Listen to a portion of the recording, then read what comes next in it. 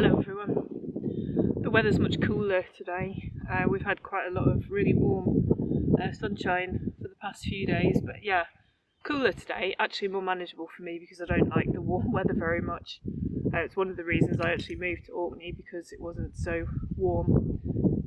We've got a little bit of a breeze blowing, so if that's interfering with the audio, I apologise for that. I've still not got myself set up with a proper audio system.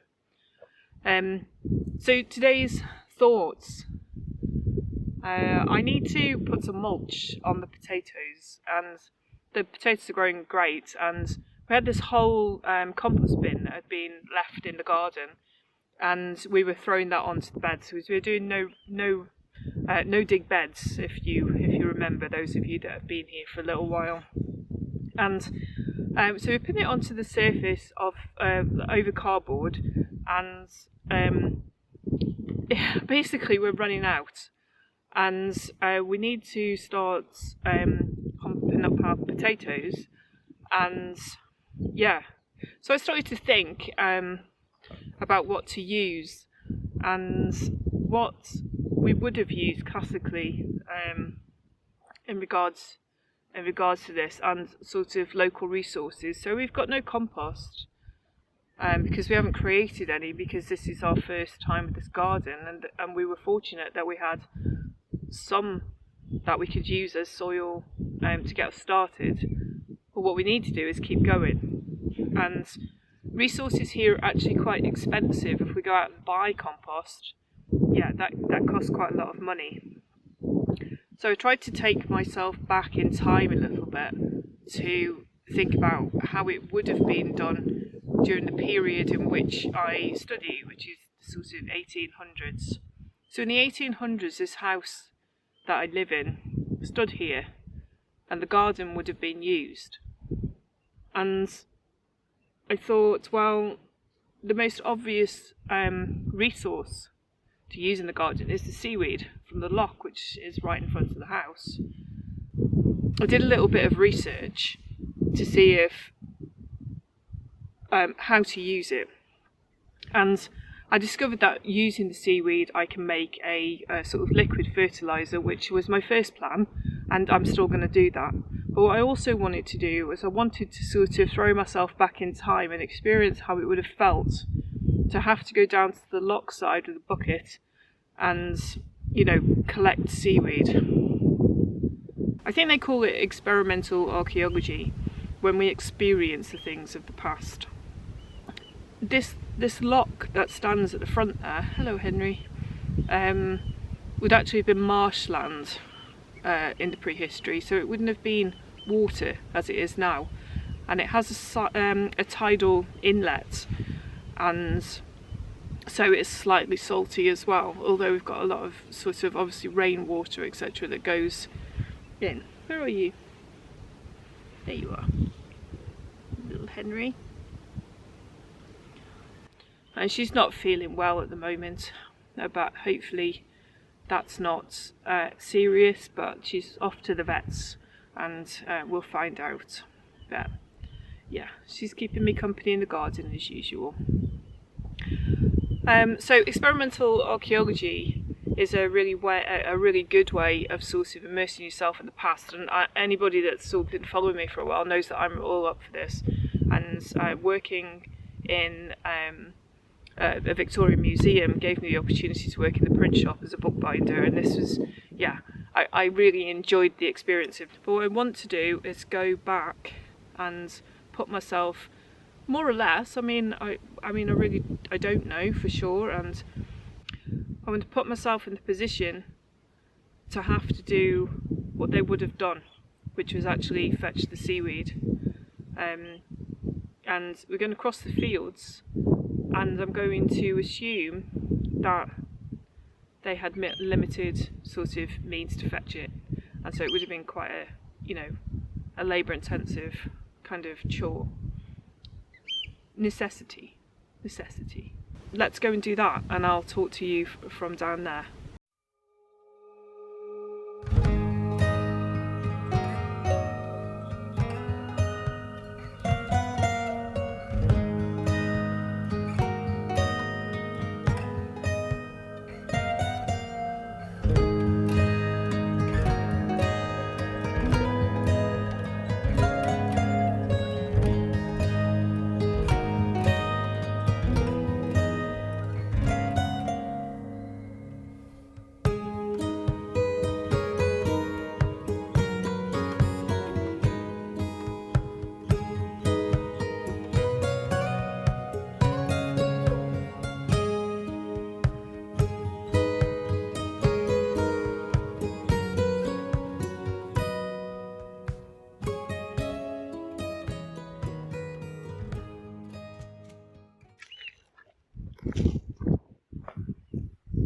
I think that tasks like this are sort of a form of nostalgia. I've been thinking about nostalgia a lot lately because I've been doing my research on my old houses, and I think that nostalgia means we think back, but perhaps we add an element of sort of almost romance to the past. And yeah, I was thinking about nostalgia in terms of like the slow living, simple living movement, and thinking, you know, simple living, slow living doesn't necessarily mean that that things are easy. And so having that nostalgic sort of idea that living on a croft and, you know, raising your own vegetables or raising your own stock, it adds the sort of romance to it, and you think, oh well, that's a really simple living. And I think the simple living element is the sort of accountability of time. And that's what I decided, the accountability of your time. So working in an office 9 to 5, that could be, you could assign meaning to that, and it could be, you could be grateful, and you could sort of have lovely times and coffee and reading a book at lunchtime, and you could make a kind of nice, meaningful, mindful life from that. But the slow element, or the simple living element of that, is that a fulfilling use of your time? Is being in an office, working on a computer, do you feel like that's filling you up? And if the answer is yes, then that is, you know, that's perfect.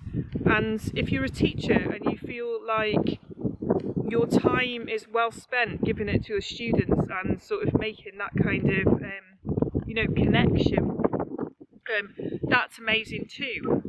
And I think it is all about assignments of meaning.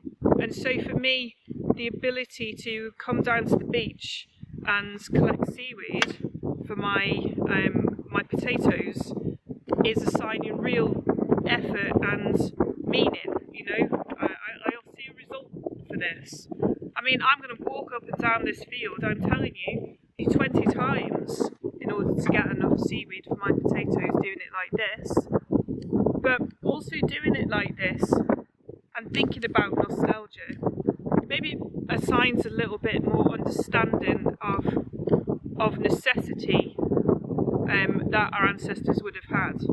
Cottage standing on the loch side, or even half a mile away from the loch side, provides resources that can be used in order to grow food for the family. And you know, the convenience of popping to the shop for liquid feed, it's just not there. And you know, we take so much for granted, don't we, that, you know, we'll get, you know, we plant our seeds and we didn't collect those seeds, we didn't struggle for the seeds, we didn't like spend an autumn harvesting those seeds so they could be planted again. We just probably popped to the shop to get some seed, and I think that's what's really important. And I think coming down and taking the effort, or any sort of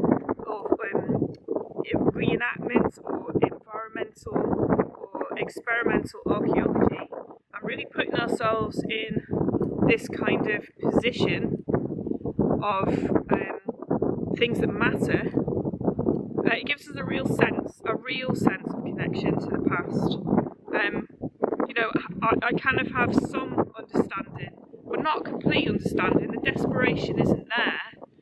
You know, that kind of absolute sort of necessity that if I don't do it, my family will starve. That's not there for me. If my potato crop fails, I'll pop to Tesco.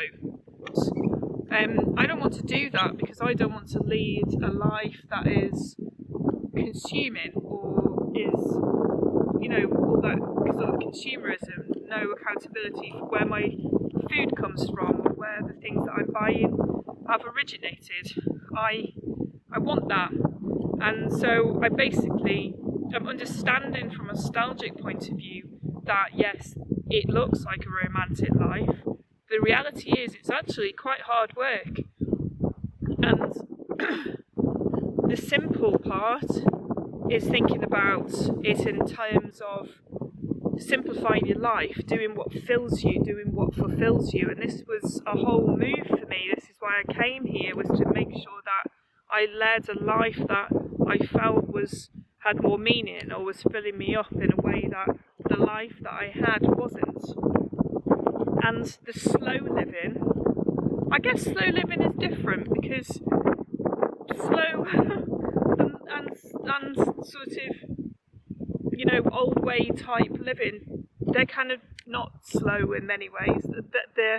The ways that you do things are slow, but you're still living in a society which demands that you do things at a certain time. And I'm just like everybody else in modern society. Although I'm living a meaningful life, it doesn't mean that I don't have the same sort of pressures on me. You know, I do work, and you know, I work for myself, but that's different. And I do a little bit of teaching, and that's meaningful. And yeah, I don't want the idea that our relatives, our ancestors had this really kind of, you know, slow, satisfied life. There was a huge amount of desperation involved, and these tasks would have been hard, and, you know, people would have worked until they physically couldn't have worked any longer, and women would have done all sorts of tasks, and men would have done all sorts of tasks. And, you know, we only hear about some of these things. And that's what's been really interesting about research here on Orkney, and researching the ordinary people. You know, some of their voices are completely lost, some of their lives are completely lost. But some of them aren't. Some of them, in a minor way, they are recorded. You know, the important things in their lives, when they were born, when they died, when they were married, the houses they lived in. For most part, those things are recorded. And so the ruins within the landscape, or, you know, the things within the landscape, they kind of become a little bit more real. So I suppose what I'm trying to say is, everyone can add meaning to their lives. Everyone can add simplicity and slowness, and that just depends on what fulfills you. And we're all different. And so although I find it fulfilling walking down here with my bucket, it's probably really hard work to someone else, and they can't think of anything worse. But for me, it gives me a connection to the land and the people of this land, and the other people that 100 years ago looked over this loch just the same as I am now. And that matters to me. And the generations of wildfowl that are here, that will have also shared this land with them. Maybe they're the same bloodlines as the ones that would have. It makes you thoughtful. Maybe that's the idea. Maybe we should be more thoughtful. Not to overthink in a negative way, or about the negative things which are happening. Perhaps we just think about thoughts as in deeper thoughts, and I don't know, connection. Perhaps that's what it's about, really. Perhaps it's all just about connection to the land, to the resources. I don't know.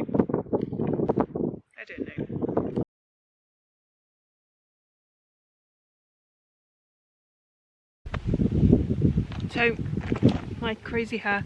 That's me back in the garden with the seaweed, and just a couple of things. Remember that in some places it's you need a license to collect seaweed if you're collecting it in any quantity, and that's important as well. But for sort of personal use, like I have been today, we can take, you know, what we need in regards to personal use. So I can go down and get a few buckets full of seaweed for the garden, and that's absolutely fine. Remember not to disturb anything. Just, you know, take what you need. Don't take too much. It's the way of life, isn't it? Just try not to take too much. I'm going to put water in this now. It is dried, but I'm going to rehydrate it, put water on, because I would need to wash it anyway. So yeah, I'm going to put water on and before I add it to the potatoes.